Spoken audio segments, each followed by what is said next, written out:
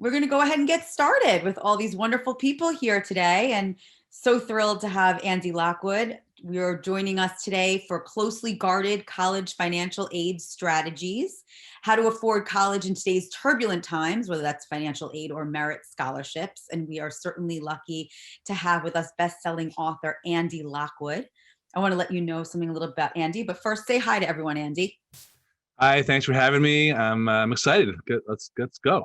Awesome. So let me tell you a little about Andy. He is an internationally renowned best-selling author, college advisor, and financial aid expert.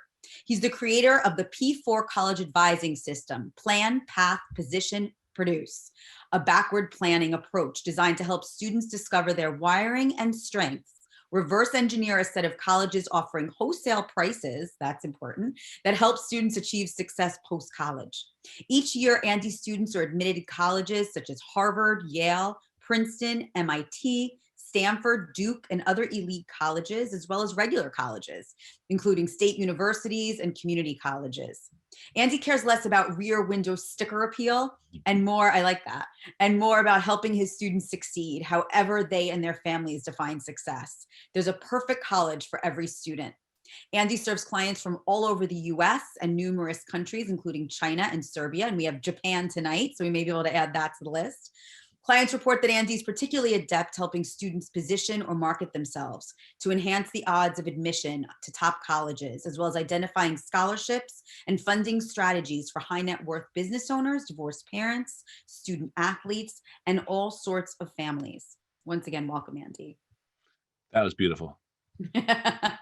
Fantastic. It really is exciting because I think, everyone who's here who has a teen headed to college, they're stressed, they're confused. How do they manage to get into, a decent college? And you're going to be here with all of your 20 plus years of expertise, and also provide a nice surprise of a book giveaway too. So stay tuned for something exciting about that. But tell me, Andy, to get started, as an advisor for over 20 years, and you've seen so many economic and political challenges, how has coronavirus changed the college landscape, and how is it the same? Yeah, so that's the $280,000 question, I guess. So thanks for having me. I just want to say first, I don't know if you gave that disclaimer that the stuff that comes out of my mouth is just my opinion, not necessarily, the opinion of the good folks at Schnaps and your firm. So not sure what's going to come out of my mouth tonight, but I'm going to give it to you straight. So this is one of those examples. I think coronavirus, in terms of how it's impacted colleges, is really just kind of a continuation or an exacerbation of a trend of colleges, struggling financially, and doing all sorts of stuff to beg, borrow, and steal to get tuition revenue. So now with coronavirus, there's been a lot of more pressure all of a sudden on colleges to haggle, to put butts in seats. I do think it might be slightly easier for 2021 grads. I don't know how many people here are watching with us tonight have seniors right now. Might be a little easier for those kids to get into colleges this year. We're just starting to see that admission cycle, mostly because last year there were maybe 4% of college applicants deferred compared to 2.3 in a normal year. But we do predict that colleges will continue to consolidate and go belly up. But I think it's going to be a great year for deal making, for haggling or negotiating with colleges. I mean, that's a foreign concept to most people, but that's a very common concept to you. It is, because colleges are businesses, even though they're nonprofit, which is hilarious to me. That just means they don't pay taxes, on their earnings. They are businesses, and I urge all of my clients and anyone with us tonight, and their kids. I don't know if there's any kids watching tonight, but I anytime I sit down with a student, like I just did about an hour ago before we came on the air here, I said, look, even if you don't realize this, colleges are businesses, but you too are in business for yourself, and that's the business of not only promoting yourself to get in where you want to get in, but also to get the maximum return on your college investment, which really means two things. Number one, getting it or the cost to tuition as low as possible. And number two, getting more out of it compared to what you put into it. And it's really a life skill. It's not a get into college skill. It's more of a, this is going to benefit you the next 40 to 50 years of your life, not the next 4 years. That's a really great point. I think just being able to do that is going to teach a whole huge lesson to students. So tell me about what's happening in change of the testing. I've heard a lot of colleges going testing optional. Is that true? And how do you feel about that? What's your advice? So yeah, I get that question a lot. So I'm glad you're asking me that. So many colleges, it's several hundred, have recently either experimentally, occasionally some permanently, have said that we do not need your SAT or ACT scores in order to consider the totality of your application. And there's been a relative low handful of schools that are test blind, which means don't submit them no matter what. We're not going to look at them.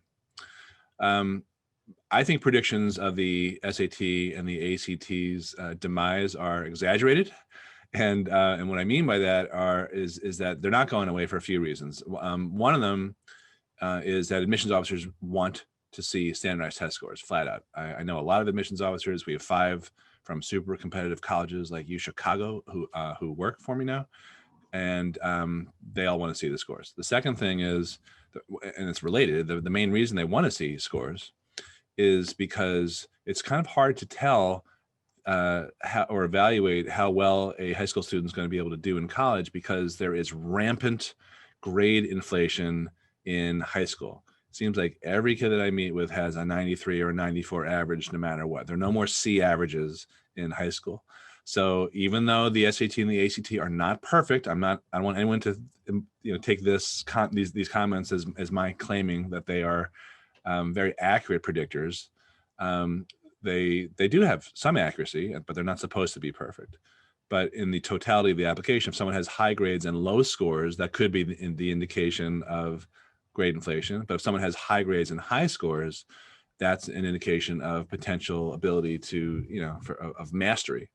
And I think the third reason that they're not going away is because there's so much money involved. Like the College Board, which administers the SAT, makes $1 billion a year. That's with a B. They're nonprofit also, by the way. They're not walking away from that. They're not going, quietly into the night. So I don't think the test scores are going away anytime soon. Now, does it affect an applicant? So if it's optional and you don't test, can it negatively affect an applicant? So I'll give you the party line, and then I'll give you, what I believe is to be the real story. So the party line, you talk to any admissions officer and they'll say, oh no, we're going to look holistically or something like that. That being said, so far, 50% of kids this year who applied to Ivy League and similarly competitive schools have submitted scores. There have been hundreds of thousands of kids taking these tests in seniors, 2021 graduates in September and October, and they continue.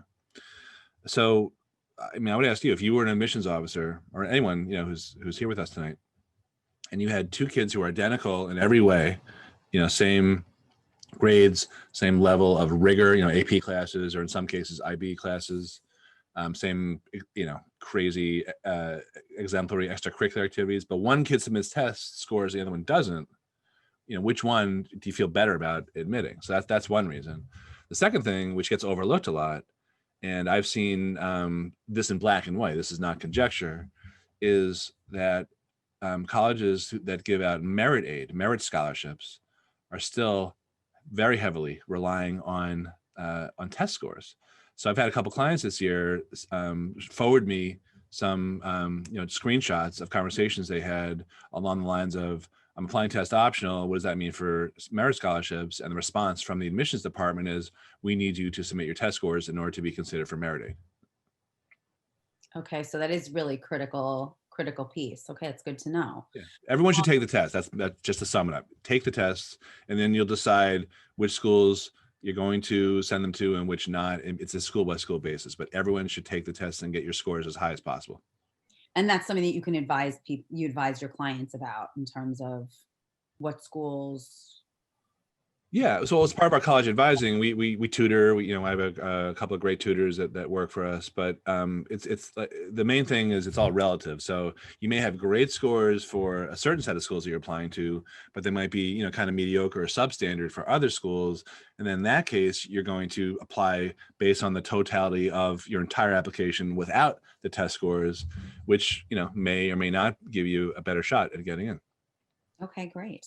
So you mentioned this a little bit, but in your opinion, do you think it's going to be harder or easier for kids to get into top colleges this year and in the future? Yeah, so I think statistically it might be slightly easier, but I don't know if it's going to really feel easier. I think at the end of the day, kids are going to get in where they're supposed to get in, no matter whether there's a pandemic or not. I think there might be a slight over admittance trend this year for 2021 kids at some schools. Last year we saw a lot of movement on the wait list. I mean, I had a couple of kids at the after the tail end of the process, which usually wraps up in May. I had one great client of mine get into Penn off the wait list. Another one got into Yale, and she was maybe 50-50, I thought, to get in, according to the software that we use. So, but I think overall people get in where they should get in. That's good to know. That's good to know. So let's turn to financial aid. Many parents assume that they can't qualify for anything. Is that accurate? Well, there's a few statistics that I'd like to share, which may answer that question. So first of all, at any given college, roughly 25% to 30% of families pay full boat. That means 65 to 75% of or more do not pay full price, depending on the school. The second fact is that the average tuition discount between merit aid and financial aid nationally by private college before coronavirus was 52.2%. That means there's a lot of discounting going on. And the third statistic, this is a writer downer, is that 63% of all statistics are fabricated. That's a good one. Thanks. Yeah, that's my one joke. Yeah. No, but all kidding aside, I mean, paying full price is a choice. It is not an obligation. That doesn't mean that you can bargain with every college. I mean, Harvard may not budge no matter what, but for the most part, the average discount at a private school, which has a super high, tuition, is over half, and I think this year it'll be even higher than 52.2%. Good to know. Now, how does financial aid work? And let me just take a step back a second, because you keep talking about this. You have the best title in the world for a book. Let me just put it up there for everyone to see, because it's really how to negotiate your crappy financial aid and merit aid offer. Yeah. I'm sorry. That's the most brilliant. I mean, first of all, I would not even think. I mean, you just mentioned it before about negotiating. I mean, that's like a mind-blowing thought. How does a family do that? So I did come up with that title myself, so thank you. Love it. One of my few original thoughts. Just the same way I think for kids, that in order for them to get into a top college, they have to learn how to market themselves so they separate themselves from everyone else who looks the same on paper. I too am, not to sound creepy, I think I'm a marketing guy trapped in a college advisor's body. So that title is an example of that. I'm trying to be, catchy and to try to stand out. So I appreciate your feedback because you're a journalist. I appreciate your point of view. The thing about bargaining is that again, these colleges are businesses and they're struggling to get revenue, and they're also struggling to get the right types of families. So this is another one of these things that is not politically correct. So I'm apologizing again in advance for anything that may come out of my mouth. And I guess we can refund everyone for, this is a free webinar, right? Yeah. Okay. I will double the admission ticket price if someone's offended. But colleges are looking for the most part, they have to balance things. I'll put it this way. So on one hand, many colleges are committed to diversity and offering opportunity to low-income families and et cetera, et cetera. On the other hand, they need people to pay. So there's always this balancing act. They can't admit everyone they want from one pile, and they frequently dip into the full paying pile, the people who have the ability to pay full price. in order to help them accomplish all their other goals, including, meeting payroll and building the next $50 million, underwater basket weaving aquatic facility, or whatever whatever these colleges do for our kids. Right. So that's, it's important to understand that, that colleges have their own agendas, and the best defense is a good offense, meaning that one of the things I advocate in this book, which I am going to be giving away, that's the big reveal. At the end, we'll talk about how to get the copy of the book. Amazing. Is to have us when you're finalizing your college list, you want to have offers from schools that compete with each other, so that you can. I was just quoted in a Wall Street Journal a couple weeks ago for saying you can ruthlessly and mercilessly play them off against each other. That's one of the best things that you can possibly do, is have competing offers. Wow. Leverage. Wow. So, okay. So now you have the schools that are interested in you, and you're going to actually pit them against each other in terms of with the negotiation. Can you also do this with financial aid, or is that a whole separate kind of bucket? And can you do both? I mean, can you work for merit scholarships and financial aid and negotiate?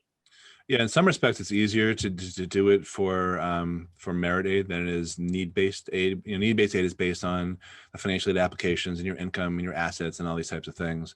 Merit aid is basically everything that's not need-based aid. It's based on how badly a college wants you. Usually, it's for GPA and test scores, but it could be for other things too. But just to go to the 30,000-foot view, or the what is it? The Falcon space shuttle, whatever, the new spaceship view, is that it's all money, So I've seen colleges blur for a kid that they want badly enough. I've seen them blur the lines or just eradicate those lines. So for example, we've played one of the kids I mentioned before, who we worked with last year, who got into University of Pennsylvania off the wait list. Penn, like every other Ivy League school, does not give merit aid because I guess they figure, if you're smart enough to get into Penn or Harvard or Princeton, everyone should get a scholarship. So they claim they give money only based on financial need, which is again from filing the financial aid applications, the FAFSA and the CSS profile, which is boring stuff, but we can certainly talk about it if we have time. And what happened with her was she got zero offered to her, and which was a little bit of a surprise, but not much, because she was on the wait list, and that's usually an indication that the college doesn't want you, necessarily, so badly. However, she had better offers from Cornell, another Ivy League school, and I think it was Johns Hopkins, who each had looked at the same financial aid applications and are also each financial need schools, like Penn claims it is, need-based schools. And they offered something like $35,000 or $36,000 each. So we went to Penn and said, listen, you're my top choice school, but we got these other offers, and the only reason that we're considering these is because of money. So is there any way that you can match these offers? We're 100% committed to coming. We'll sign, we'll rush in on a housing deposit. So guess what happened? They said yes.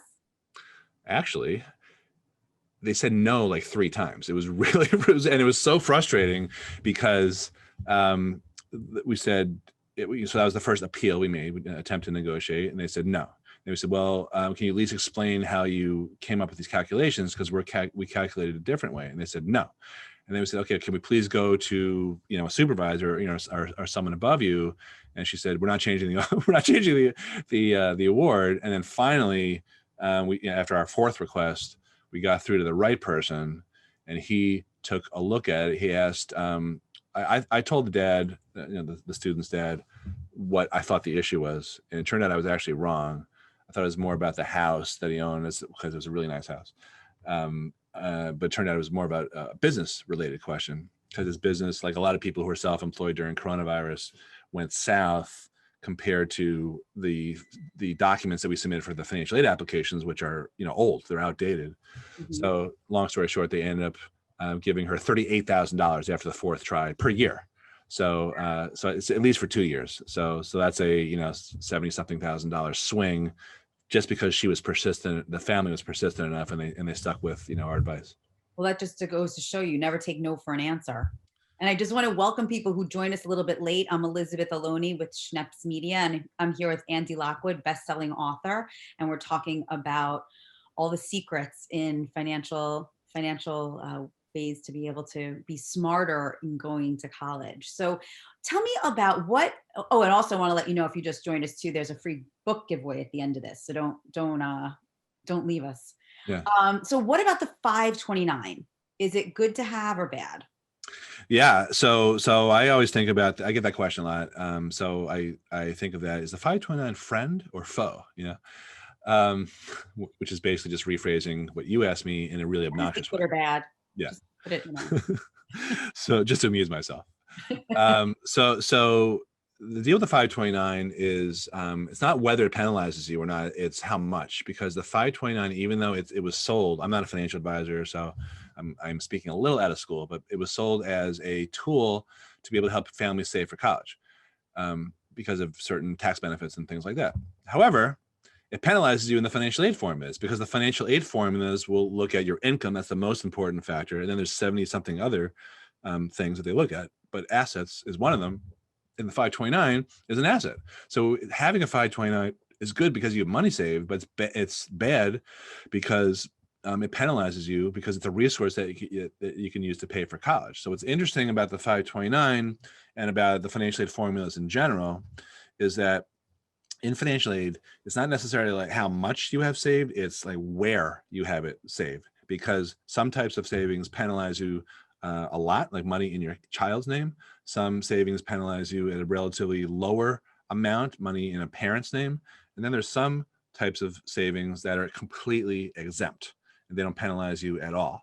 So a lot of time, I'm spending time with clients saying, look, okay, you have money here, but if you were to shelter it in one of these types of vehicles, then here's what would happen in terms of your eligibility. And, this is what you might be looking at in terms of a financial aid offer from this school, and this school might be a little less generous, and this one might be more generous. So that works for, nothing I'm saying works for everybody. That may work, that type of planning, sheltering assets, which is, by the way, I need to say this, legal and ethical, just like taking a tax deduction or planning for Medicaid for it's just a different knowing the rules. It's knowing the rules. And the loopholes. So something like that. The thing that I think about is, how early is it beneficial? Like, would it be beneficial to meet with you very early on in your child's high school career? And if obviously juniors, seniors, they're right in the thick of things, but is it good to also meet with you early in a child's educational career to be able to make the right plan for your money and thinking about those things? Yeah. So really the best time to start with us is in utero. Invite you to the hospital, perhaps. Yeah, I do a lot of consults, sometimes at conception, which is really ugly and kind of gross, but that's awkward.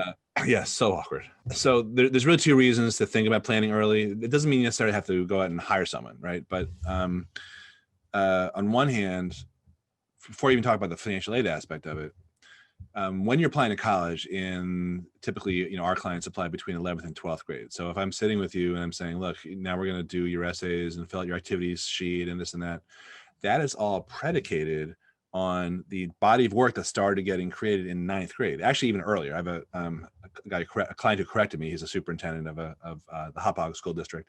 And he said, well, actually some kids take advanced classes in 8th grade.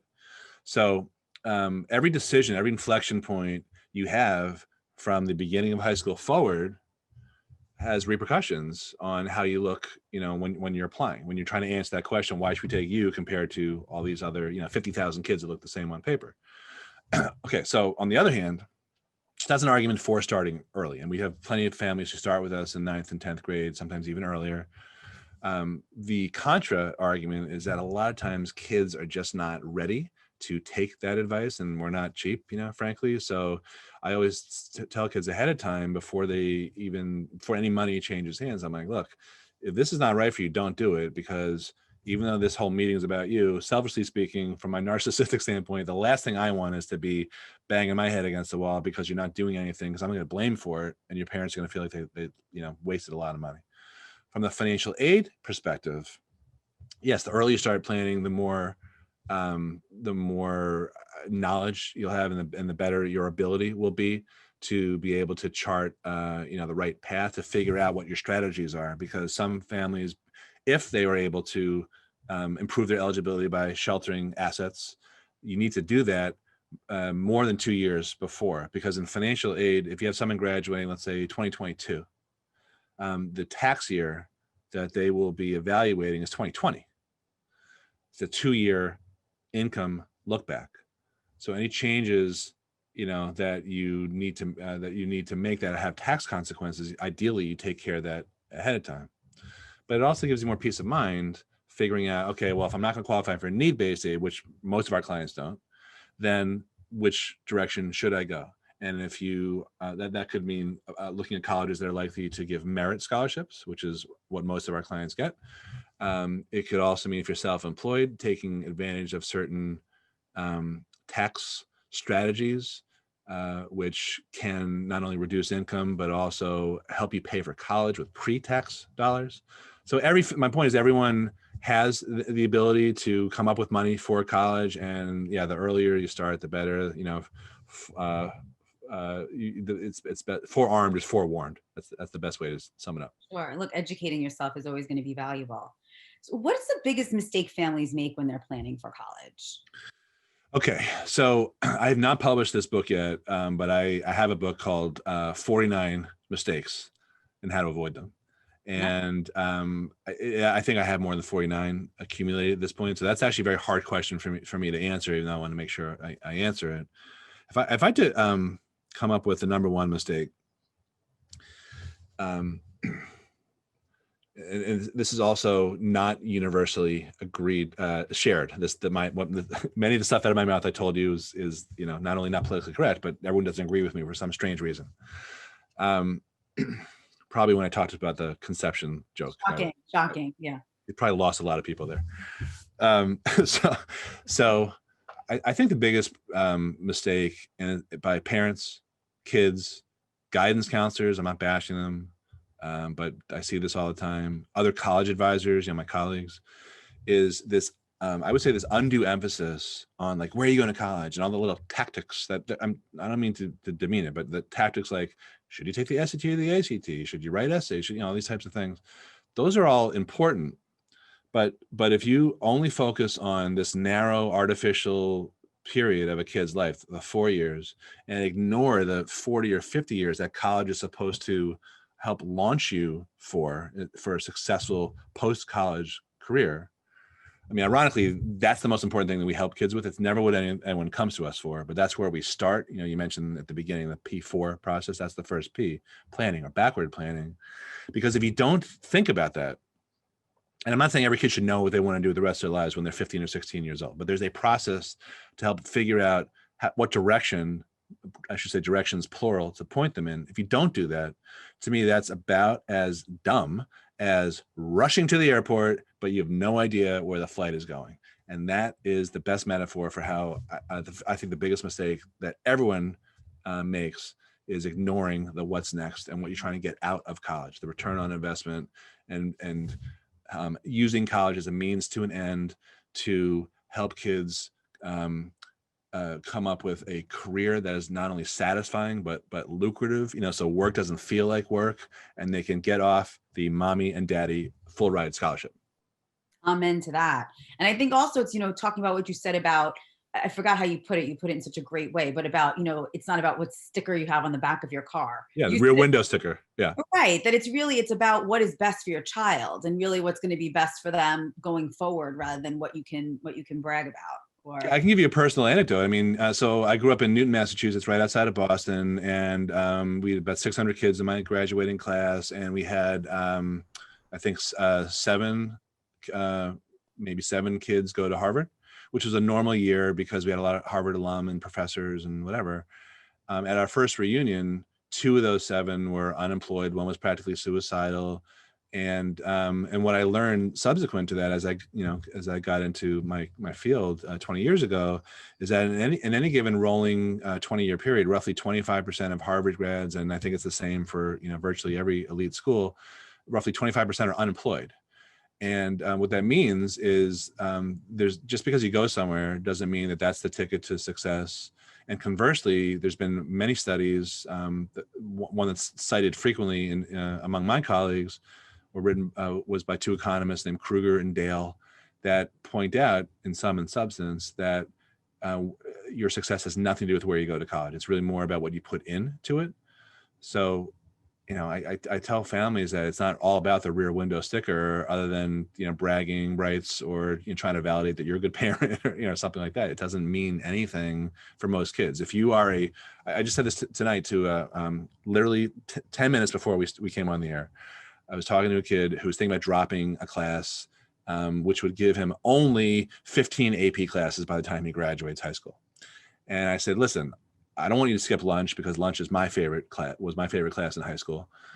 But if you are gunning for schools like MIT and other similar caliber schools, you're going to be competing with kids who took 18 AP classes and did all these crazy things and, sold a company for $1 million, multi-million dollars and whatever. But what does that mean going to MIT? It's a great school. I think there is a return on investment for going there, but just the fact that you're gunning, you see yourself in that echelon and you're gunning for that type of school, plus you have amazing grades, you're a great personality, you're a super hardworking kid, you've got great extracurriculars. That's the stuff that's going to make you extremely successful, even if you go to a community college. So, that's my advice. I mean, you do whatever you want. Your choice is going to have repercussions, but I don't think it's going to have a long-term repercussion for you at all. That's great. I mean, that's great advice and great food for thought for sure. What's the most surprising things that families learn when they're going through the process? Even if it's too late, or can you warn us so that it's not too late? Yeah. I'll give you two answers for that, because I'm such a giver. I want to over deliver. And two answers to one question. Yeah, and this disgusting X-rated comment earlier. I mean, what else? What else could you want? Perfect thing for college discussion. I want this to be the best X-rated college discussion anyone's seen on the internet this week. So one surprise, I think, well, you covered one of them, which was that you can actually negotiate. Another financial one is that that people actually can qualify for college discounts, even if they earn 6 or 7 figure incomes. I think another surprise, it's kind of a rude one, is easily avoidable, which is parents and sometimes kids learn when it's too late that maybe they weren't as qualified, or they didn't get in where they deserved after all, because a lot of kids have a lot of smoke blown up their their whole lives, and then they think they may be standouts in a particular peer group, but then when they apply to like MIT, like I was describing before, or schools like that, and they don't get in, they think it's a shock. Whereas I can predict with 80 to 90% certainty where kids are going to get in or not. And, I'll look and I'm like, well, I mean, that was a long shot. It's not a shock to me. So you tell your clients that ahead of time and prepare them, or it's a fine line. Such a fine, I do. Yeah, it's rough. Well, this may not shock you, but I'm pretty blunt. Yeah. I'm glad you're sitting down. So, yet, reason number 85 why I'm not right for everyone. I'm an acquired taste, but I'm very, I would never say to a kid, don't bother applying to such and such school. What I would say is, look, here are your chances, your realistic chances. Go for it. Go for your dream school, but don't apply to 12 schools that you have a 2% chance of getting into. You need to have a balanced list, because just in case the stars don't align and you don't get in to, Duke, let's have a few other schools on your list that you do get into. So roughly you get into 70% of the colleges that you apply to. That's sort of how I would say it. That's great advice. So you do say a lot, you're not for everyone, and it's not just your conception comments, but how would people like that? I mean, I think it's funny, but how would you describe the right type of client for you and your team? So, if I had to come up with a one-word pithy answer, it'd be coachable. So, any person who's a consultant like us, any lawyer, any accountant, you name it, we're only as good as our clients. meaning that we can, we'll move heaven and earth, we'll get everything done, we'll complete all these financial aid forms, we'll have 70 essays, but we're not a done for you type of operation, and we're not babysitters. I'm more of a coach than a cheerleader. I was telling a kid tonight who's an athlete. I was like, look, I played college basketball. Actually, sorry, I was on a college basketball team.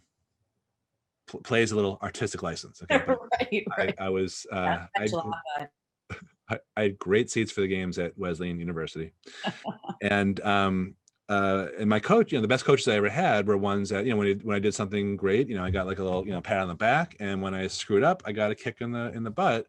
And some kids just aren't capable of receiving that type of honest feedback, and some kids aren't ready to do the work. They expect.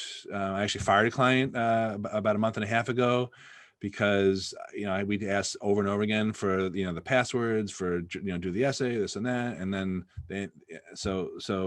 that's really hard for us. But same thing with parents. I mean, there's some parents, my wife does about 300 something financial aid applications each year for our clients, and some are really easy. They just give us everything that we request, and some drag it out. They send us wrong information. They send us wrong passwords. They don't check the password. They don't follow our program. So that's not who we need in our lives.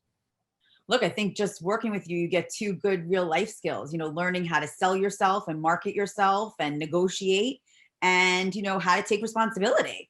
I mean, those things are crucial. And isn't that part of what we're trying to teach our children as they move to the next level of their life? Yeah, well, so you clearly get that because you're a persuasive communicator and all that type of stuff. And what I say to kids is like, look, everything we're talking about here is not just a get into college skill. It is a life skill. It's about putting on the big boy pants, the big girl pants. That's really what I care about. I know I'm a college advisor, but I'm really more invested in them being a success for the next 40 years of their lives, not the 4 years of their lives. So even if it's uncomfortable for them, and I say like, look, it's okay that's uncomfortable, because you're going to get the best results in anything you do by stepping out of your comfort zone. And one of those things that you just mentioned, Elizabeth, is that the learning the skill of how to advocate for yourself and be persuasive in your own way, and you don't have to be like a politician where you're running around kissing babies and things like that, in non-pandemic settings. Exactly. But the people who do the best in any field are the ones who've learned to kind of stick up for themselves and advocate for themselves in a congruent way to them. Absolutely. A critical life skill. This is really super, super valuable information. I have a lot of questions from the audience. Would it be okay if we jump to that? Yes. Fire away. Stump the jump. Lightning round. Well, you're going to take the leap, everybody. Okay. So Christy wanted to know, is money in a trust in the student's parents' name looked at in a look back period or at all? So the short answer is that all money that can be used as a resource to pay for college counts against you in the financial aid formulas. However, I'm going to say something that's very nuanced, which is hard for me because I'm not the most subtle guy. Shocker. But I keep dropping these bombs on you. Going away. So there's a 2-year. So let's assume your child graduates 2022, just for sake of this illustration. Your income from 2020, 2 years ago, is in play, but your assets as of the date you file are what's looked at. So income is 2 years ago, but your savings, your trusts, whatever, those numbers need to be accurate when you file. So if you have money in the wrong place, and the trust may or may not be, depends on how you can access it or not, you can literally move it minutes before you file. I don't recommend that, but there's no look back period for shifting or sheltering assets. Okay, good to know. We have a couple questions about early decisions.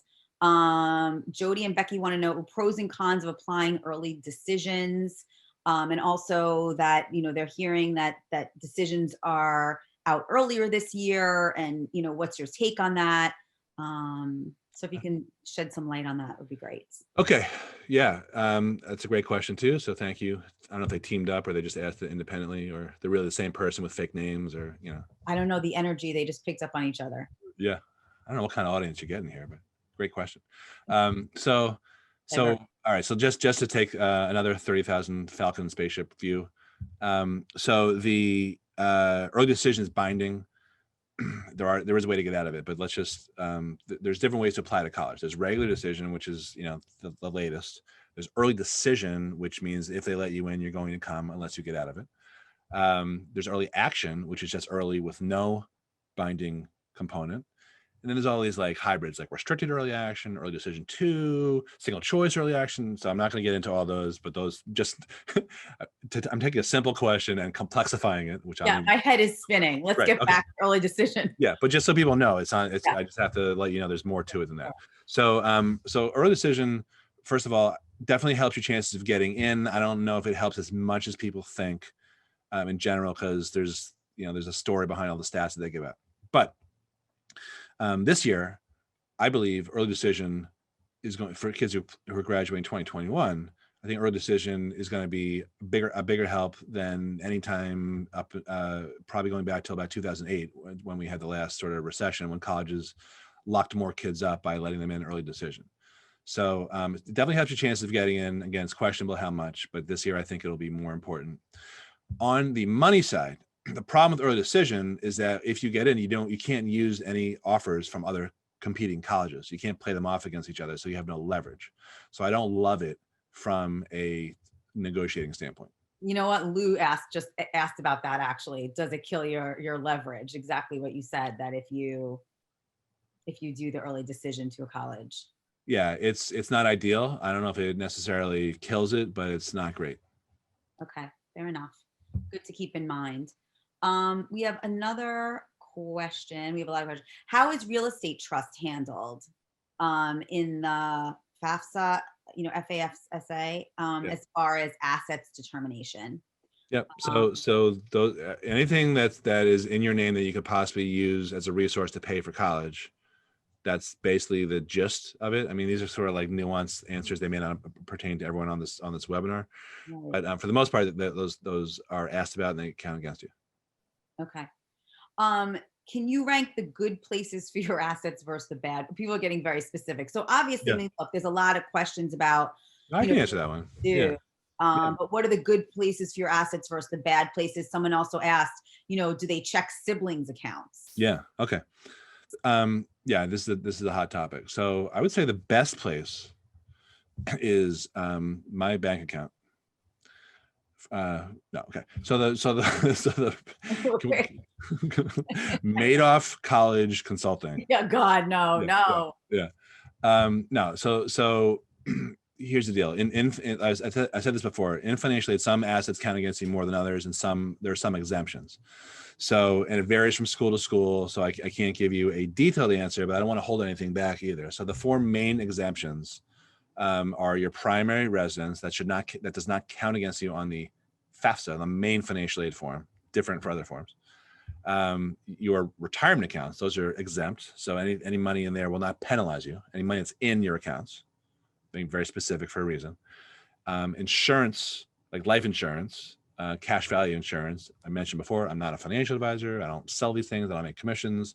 I know enough to make me dangerous, but that is a type of place that I see a lot of people using to not just my clients, but also across the country. And then annuities is the 4th exemption. I don't particularly. I'm not really fond of them for financial aid purposes, just because they usually involve having to lock up your money and restrict access to it. But again, I'm speaking out of school because I'm not a financial advisor. Okay, thank you. Dylan wanted to know, they have 2 kids already on a 2nd year of college, $10,000 bills due next semester. Can they convince colleges to increase merit aid at that point? UMass, medical track, University of Idaho business track. Yeah, I don't see a lot of University of Idaho applicants around here. So the thing about merit aid is it's usually offered to lure kids to come initially as freshmen, and almost never increased midway through the college career.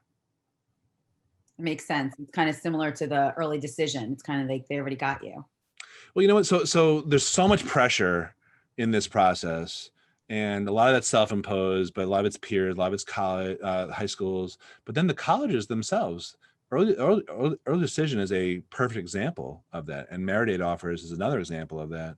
That just puts even more pressure in a pressure-packed situation to apply somewhere and commit to to a school that you really don't know too much about. So Yeah. I mean, just the fact that you can't negotiate makes me feel like, yeah. it's a big deal. So Kara wants to know about sports scholarships, because we really didn't touch on that at all. Right. And her and her spouse are divided. She thinks it's better to focus on academics. He thinks a sports scholarship is possible. She's concerned of wanting to know your thoughts about it, and her concerns about a college owning a child if they have a sports scholarship. I think also it's going to have to do with their talent, and I'm curious about that. My son, who's 5 feet, he's only 11, wants to be a basketball star. So, like, what kind of level do they have to be at that's attainable? All right, so I can definitely talk about this sort of the state of the union now, but keep in mind that this could change as more and more colleges cut programs. And Stanford is one of the first ones who not only do they have one of the largest endowments internationally, not just nationally, Stanford University in California, but they also have literally the best athletic program. They win the college cup, the NCAA cup every year because of their sports teams. They cut 11 sports, 11 teams, I should say, right in the beginning of the pandemic. So in non-pandemic times, there's really not as much money in sports scholarships as parents might think, or maybe have been led to believe by the college, the club coaches. So the in general, and there are exceptions because of Title IX and women's sports and all that, but in general, the only sports that give full rides are men's Division I football and men's Division I basketball. Lacrosse, baseball, soccer, etc., are not revenue producing sports. And like I said before, there are exceptions, like women's ice hockey happens to be very lucrative because of this Title IX, balancing out. But for the most part, I wouldn't rely on a sports scholarship at all. I mean, it can help you get in. That's really the main thing. And I mentioned before, I was a bench warmer at a Division III college. When I went around touring Amherst and Williams, then Wesleyan with my dad, the Wesleyan guy was like, "Hey, I get 5 guys a year. Do you want to be one of them?" And I'm like, "Okay." So that's how I went to college. And it didn't help me. I mean, we got financial aid also, but that didn't help me get money, but it helped me get into a school that I may not have gotten in on my own merits. So that's really the main benefit for athletics. Colleges won't. Your comment about colleges owning you for 4 years, they don't, because athletic scholarships are not for 4 years; they're for 1 year. So they renew every year, provided that you still play on the team. But if I had to choose one, I would go with merit aid versus athletic, because if you decide not to play, which I stopped after 2 years, if you decide not to play and you have an athletic scholarship, you'll lose it. Okay, good to know. Michelle wants to know, would your services be germane to a student looking to transfer? I have one transfer student this year. I mean, typically any given year, I have anywhere from 0 to 4.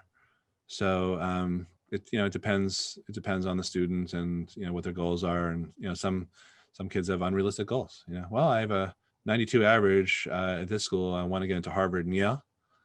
I can't really help that type of family. Got it. What would be the next step in working with you? And, can you talk to a little bit about your process? Okay. Yeah. So you brought this up, which I appreciated before, which is that I'm definitely not right for everyone. There's a lot of people we turn away, and people who, look at me and they're like, forget it. I don't want to work with this guy. Yeah. Believe it or not. I know. So I think the best thing to understand is that I'm happy to talk to anyone to answer the questions. I have a page set up that you can go to. It's I don't know if I should put it in chat or you want to. It's Book Lockwood, BOOK Lockwood.com. I got it. And that has a little preview video of our process, which starts with the backward planning and then gets into helping kids pick the college list and design or optimize their chances of getting in, and helps with the money. So that's a comprehensive program. we're not hourly. We don't do like onesie twosie things. It's either in our full program or we just help with financial aid. That's a chunk of the comprehensive program. But you can go on that site and learn a little bit more about us.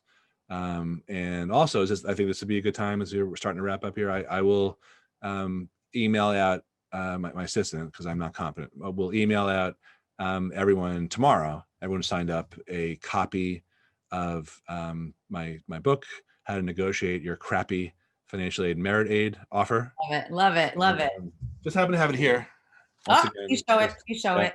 Yeah. Wonderful. You know, everyone, I think your children should read this too, because what a great way to teach children just about the art of negotiation and the importance of it, and that they can do it.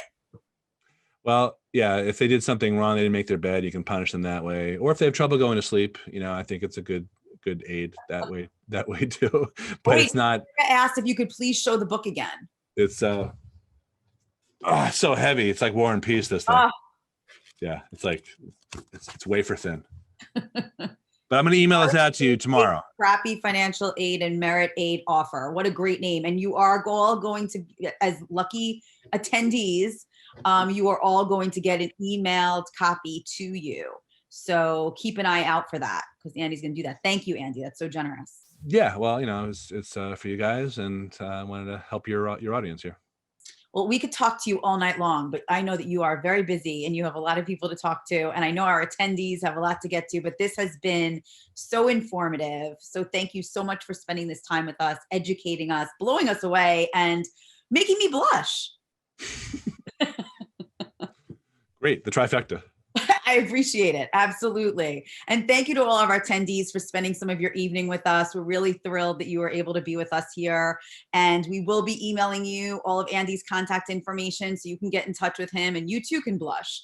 But that you can really get some important advice. Obviously, he's very knowledgeable, been doing this for over 20 years, a best-selling author. And we're just thrilled that you've all been able to experience it. Thrilled for you to be here, Andy. Thank you so much. Again, my name's Elizabeth Aloni. I'm with Schneps Media, and I want you all to stay safe and stay healthy and have a great night. All right. Bye-bye. Bye-bye, everyone.